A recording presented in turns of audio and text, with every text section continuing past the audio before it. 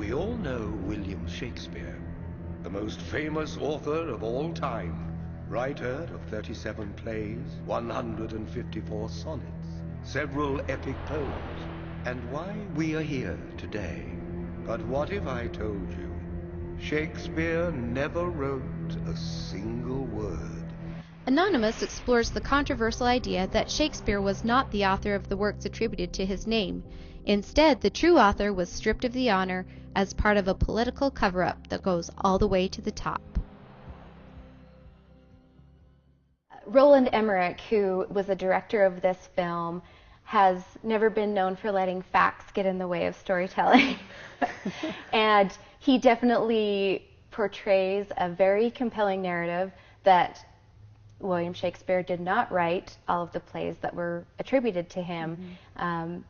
I thought that it was interesting and historical in some ways, but could definitely get some people confused that weren't familiar with the history. Yeah, it was a very confusing movie. It's complex, certainly. Yeah.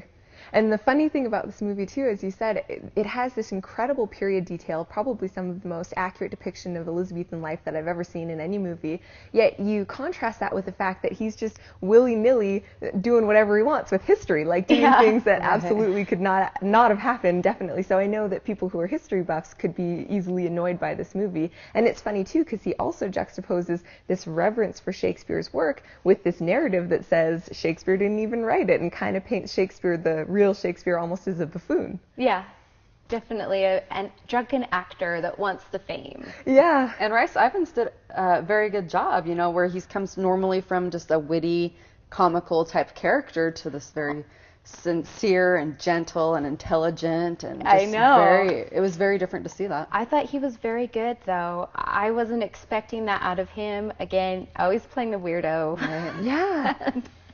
And he was a fantastic leading man. I was really impressed with him.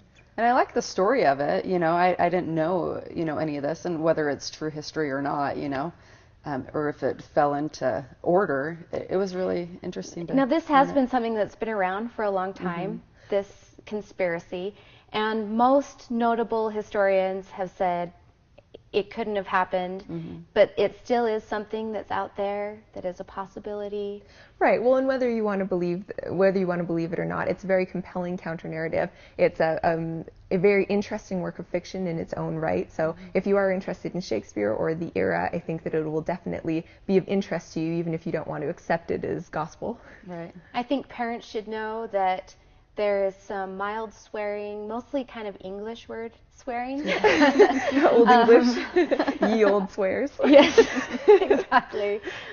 Some implied sex, though no nudity, and everybody in it lies. So it's definitely not one to give a positive message of, you know, being honest or true, because everybody is weaving their tangled webs all over the place. I also think that they should be aware that there is some violence and swordplay, but also the themes in it are very adult. Even though it's rated PG-13, it does have 4 different time periods. It can be hard to follow, and the themes are difficult to understand. There's a lot of different characters. I wouldn't recommend it to anybody that has maybe even a little bit of trouble following a storyline. Yeah. So, Movie Mom recommendation is check it out for entertainment value, not for historical value.